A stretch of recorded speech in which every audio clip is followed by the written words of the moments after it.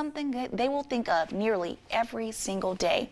Action News 5's Andrew Douglas is live outside that Kroger in Collierville with an interview he did with two women who were inside at the time of the shooting.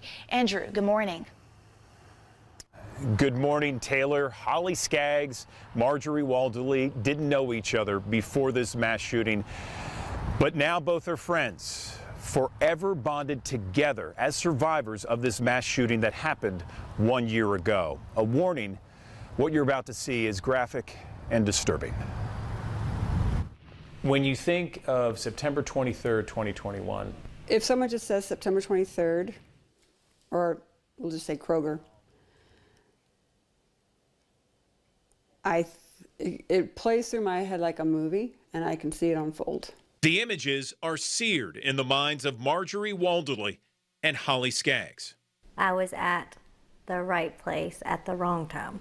The two women were caught in Kroger when investigators say the store's sushi chef, Uk Thang, was told to go home earlier in the day, came back in the afternoon armed with 3 guns, and then opened fire. That's my Kroger. That's where I go weekly.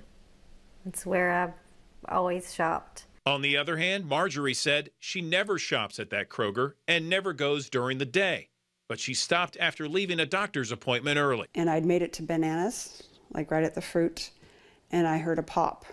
And I turned and I saw the shooter right at the deli. He had the employees blocked in shooting. Did he say anything? No, he just walked right in the door. Well, I was facing the other way, but he literally walked right in the door and just got to the blocking the employees in by the deli cases, the only exit, and just started shooting. Where did you get shot?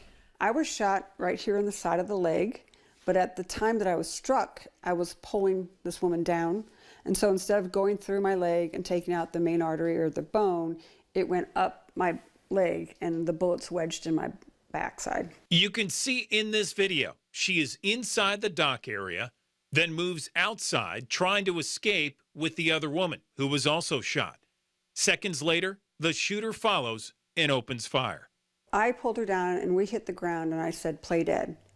So we played dead. While Marjorie was playing dead with a gunshot wound to her leg, Holly Skaggs was hiding with 2 other women near the meat area, crouched down and terrified in silence. I'm behind boxes. Okay. We were like in a little spot. I was actually not squatting, but I was standing in an awkward position. The other girl that was with me, Sarah Wiles, she had a gun, and we were like ready. Miss Anna, she was sitting in the middle of us, holding our purses, praying the whole time. Praying for it all to end. A few moments later, the shooter, who was about 20 feet away from Marjorie, turned the gun on himself. And according to the official investigation, police arrived here quickly, very quickly. So from the moment that first call into 911 came in, 52 seconds later, the first 2 police officers arrived here on the scene. An incredible statistic that we'll be talking about more here on Action News 5 throughout the morning. Holly Skaggs was not hurt physically. Of course, there's some emotional and mental scars. Marjorie still has the bullet lodged in her backside. She says it really doesn't bother her a pinch from time to time.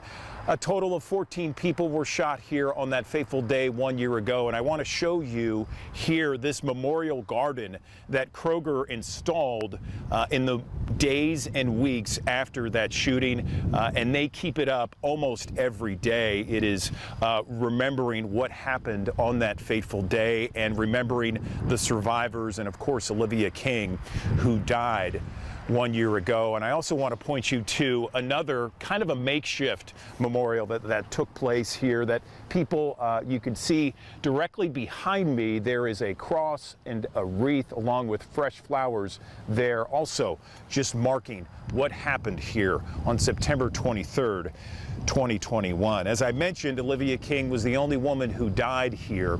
Coming up later this morning in about 10 minutes, you're going to be hearing from Olivia King's 3 adult sons, who spoke exclusively to our Joe Birch, my colleague, sat down with those 3. who talk about the life and legacy of their mom and what's helping them through their mother's death. That's coming up here later this morning on Action News 5. We're live in Collierville this morning. Andrew Douglas, Action News 5.